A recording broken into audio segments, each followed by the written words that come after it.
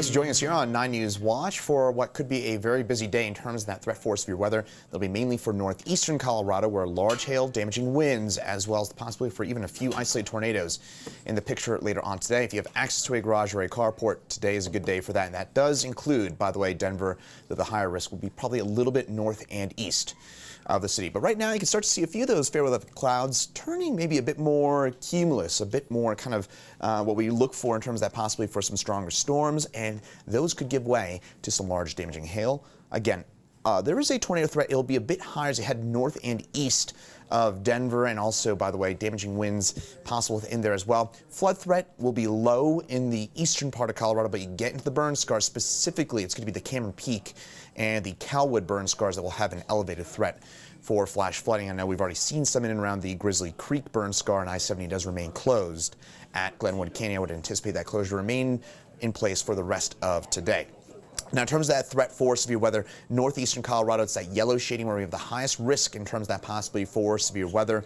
That is a level 2 in terms of that threat for severe weather on a 0 to 5 scale. I would anticipate there to be a severe thunderstorm watch issued in the next couple of hours for us across northeastern Colorado. That could include Denver. And again, Denver, you are included within that risk for large hail and damaging winds. Isolated tornado or two, but probably a higher risk as you get north and east of Denver out by Fort Morgan, Sterling, and Holyoke. Seeing some of those showers and a few rumbles of thunder mixing the way into central and western Colorado. It's that energy that will kick out into the eastern plains as we head over the next couple of hours. The Doppler radar, we've seen a few showers and storms already develop in the western side of the metro area. Those will continue to move their way off to the east, seeing a few showers also for us in western Colorado, including a few storms out by Grand Junction and the western slope.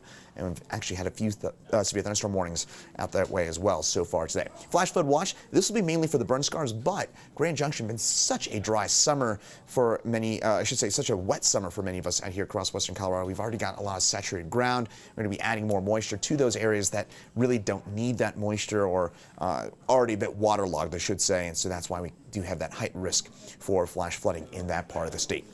Showers and storms, kind of two different pockets of them. Notice by about 3 o'clock or so this afternoon, we've got some of that large hail potential for us along that urban corridor, I-25, heading east along I-76. We'll see those storms continue to move their way from a southwest to northeast direction. And notice a little bit of that blue popping on up for us out by the flat tops and east into the into Steamboat Springs and some of the higher terrain out that way. We do have that possibility for some wet snow. You got to get up there though, about 10, 11,000 feet plus, 12,000 feet or so. We could see maybe 1 to 3 inches worth of snowfall, maybe a dusting or so down to 10, 11,000 feet and some wet snowflakes out that way. Meantime, for us into eastern Colorado, we should clear on out by tomorrow morning. But in the meantime, notice that time frame here, about 2 to 5, maybe 2 to 6 o'clock.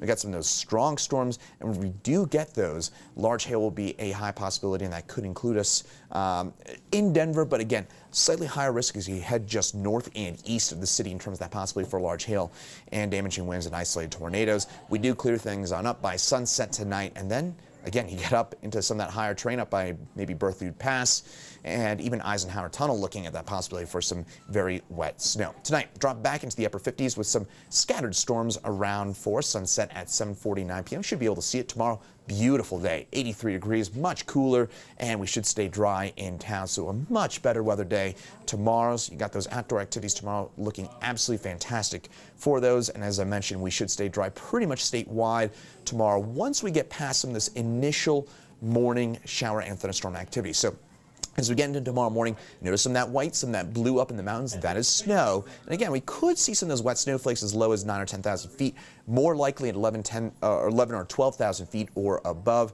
Then we clear things on up pretty quickly, and the afternoon and evening time frame generally looking very dry. And we should stay dry through the weekend as well, with temperatures starting to climb by Saturday and Sunday. Highs back in the low 90s, above average by the end of the weekend and early next week. And then we'll see some showers, storms work their way back in the picture by the middle to end part of next week. But until then, we should stay on the dry side. We're going to have to watch for maybe some more wildfire smoke getting into our skies by early next week as well. But in the near term, the big concern continues to be that possibility for severe weather later on today. We'll keep you posted on that, and we'll see you later on. For now, saying goodbye from the 9 News Weather Center, I'm meteorologist Chris Bianchi.